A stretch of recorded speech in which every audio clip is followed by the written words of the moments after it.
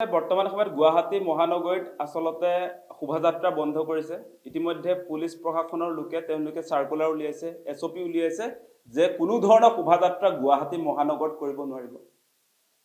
সেই কথাটো আমি ইতিমধ্যে তাৰ প্ৰতিবাদ কৰিছোঁ, কিন্তু আজি অসমৰ থলুৱা কৃষ্টি সংস্কৃতিক লৈ আমি ইয়াত ৰেলী কৰিব নোৱাৰোঁ। আৰু এই গোটেই ব্যৱস্থাপনাটো এতিয়া যে 163 ইয়াত BNS যে জাৰি কৰিছে, ইয়াৰ মূল কথাটো হৈছে যে 26ৰ নিৰ্বাচন সমাগত, গতিকে কোনো ধৰণৰ প্ৰতিবাদ গুৱাহাটী মহানগৰত যাতে হ'ব নোৱাৰে তাৰ ব্যৱস্থাপনাই আচলতে পুলিচ প্ৰশাসনৰ লোকে ইতিমধ্যে গ্ৰহণ কৰিছে। মানে প্ৰতিবাদ বন্ধ কৰিবৰ কাৰণে, মানুহৰ মুখ বন্ধ কৰিবৰ কাৰণে। ইয়াত যদিও কোৱা হৈছে যে ট্ৰেফিক জামৰ কথা কৈছে, তেওঁলোকে ট্ৰেফিক জাম হোৱাৰ কথা কৈছে। আমি এনেকুৱাও বহুত ঘটনা দেখিছোঁ যে গুৱাহাটী মহানগৰত যে মন্ত্ৰী বিধায়কে যেতিয়া সেইফালেদি যায়, যিটো ৰাস্তাইদি যায় সেই ৰাস্তাটো বন্ধ ৰাখে অলপ সময়ৰ কাৰণে, সেই সময়ততো ট্ৰেফিক জাম হয়। সেই সময়ততো ট্ৰেফিক জাম নকৰাকৈ নাযায় তেওঁলোকে। গতিকে এই কথাটো এতিয়া প্ৰধানমন্ত্ৰী নৰেন্দ্ৰ মোদী আহিব, প্ৰধানমন্ত্ৰী নৰেন্দ্ৰ মোদী অহাৰ দিনা ট্ৰেফিক জাম নহ'ব নেকি গুৱাহাটীত? আৰু যেতিয়াই আপোনাৰ ৰাষ্ট্ৰীয় পৰ্যায়ৰ নেতা আহে, আপোনালোকে নিশ্চয় দেখিছে গুৱাহাটী মহানগৰত তেতিয়াই কিন্তু বিভিন্ন ৰাস্তা সলনি হৈ যায়।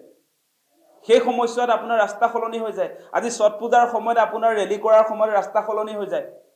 পথৰ নিৰ্দেশনা সাল সলনি কৰি দিয়ে পুলিচ প্ৰশাসনে।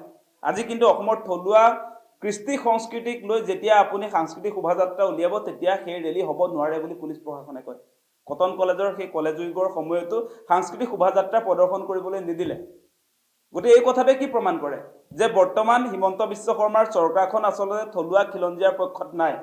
হিমন্ত বিশ্ব শৰ্মাৰ চৰকাৰখন বহিৰাগত যিবিলাক আপোনাৰ ছট পূজাই হওক, যিবিলাক বহিৰাগত আচলতে কৃষ্টি সংস্কৃতি, আমি যাক দুষ্কৃতি বুলি কওঁ, দুষ্কৃতি বুলি এইকাৰণে কৈছোঁ, আপোনালোকে নিশ্চয় দেখিছে যে আজি এসপ্তাহমানৰ আগতে যোৰহাটত উলংগ বাবাৰ ৰেলী উলিয়াইছিলে আৰু সেই ৰেলীটোক আগবঢ়াই লৈ গৈছিলে হিমন্ত বিশ্ব শৰ্মাৰ পুলিচ প্ৰশাসনৰ লোকে।